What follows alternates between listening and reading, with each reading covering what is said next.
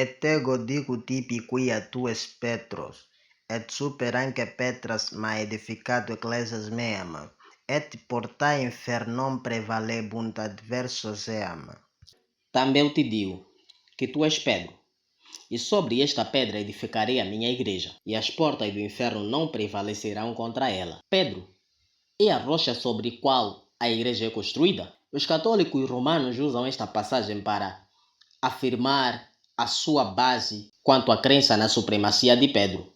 Isto é, que ele é a rocha sobre a qual a igreja é construída.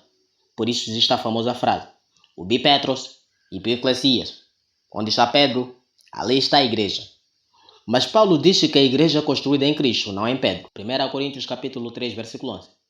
Será que Pedro é a rocha nessa passagem? Há diferentes modos de se entender essa passagem, mas nenhum deles dá suporte à posição católica romana quanto a ser a igreja construída sobre São Pedro, que veio a ser o primeiro Papa infalível em todos os seus pronunciamentos oficiais, em questões de fé e de doutrina. Isso é evidente por muitas razões. Em primeiro lugar, Pedro era casado, Mateus capítulo 8, versículo 14.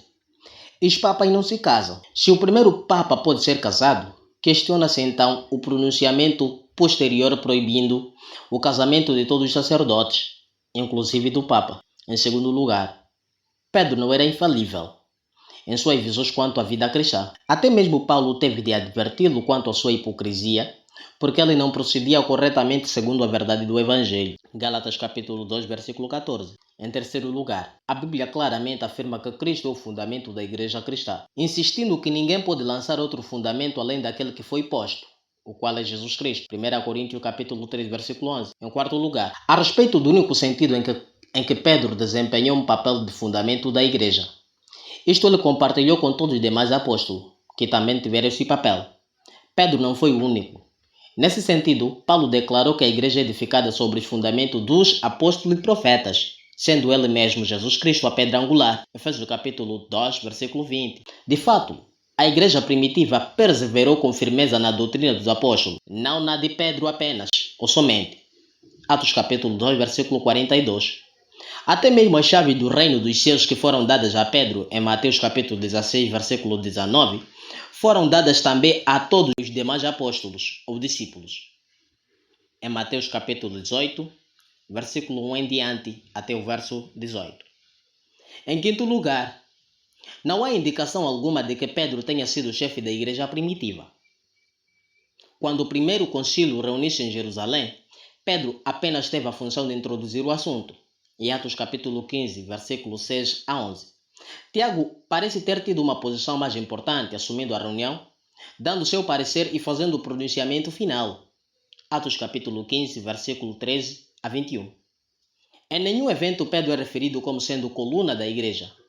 Ao contrário, Paulo fala de colunas, isto no plural, tais como Tiago, Cefas e Jadão. Gálatas capítulo 2, versículo 9. Pedro, aqui chamado de Cefas, nem mesmo foi o primeiro citado entre as colunas. Em sexto, muitos intérpretes evangélicos acreditam que a referência de Jesus a esta pedra, em Mateus capítulo 16, versículo 18, sobre a qual sua igreja seria construída, era para o firme, como uma rocha.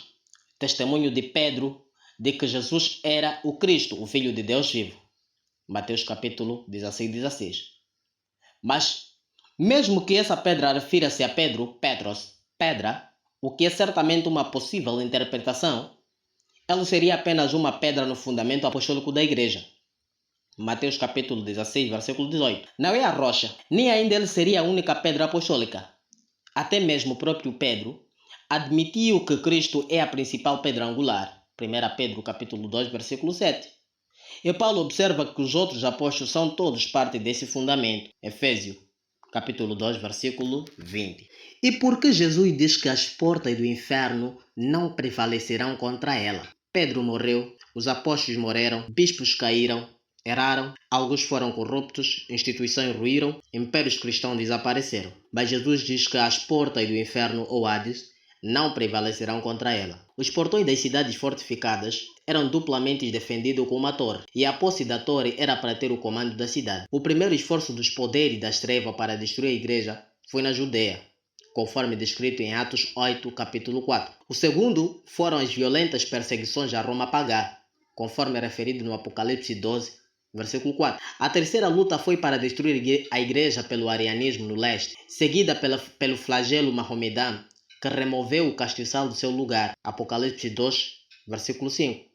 O quarto esforço do inimigo foi obter a posse da igreja pelas idolatrias e tirania de Roma papal. O quinto foi prolongado, pois depois que o antigo Império Romano foi desmembrado, as nações do norte sob os nomes de Tirquenos, Teutones, Tencos, Tirsagates, Titanes, Sates, Gebron, Cumes, Umbro, Galos, Germânicos, Franco, Aicenos, Oscos, invadiu a Europa, invadiu Roma, marcou sua rota com sangue para o rochedo de Gibraltar e levou os velhos cimbrianos às montanhas de Gales. As questões eram que o cristianismo converteu e suavizou os modos ferozes de todas aquelas nações sangrentas. É possível que uma igreja tão fraca subsista e converta seus assassinos à fé, a menos que ela tivesse sido construída à rocha por séculos e defendida por um braço onipotente?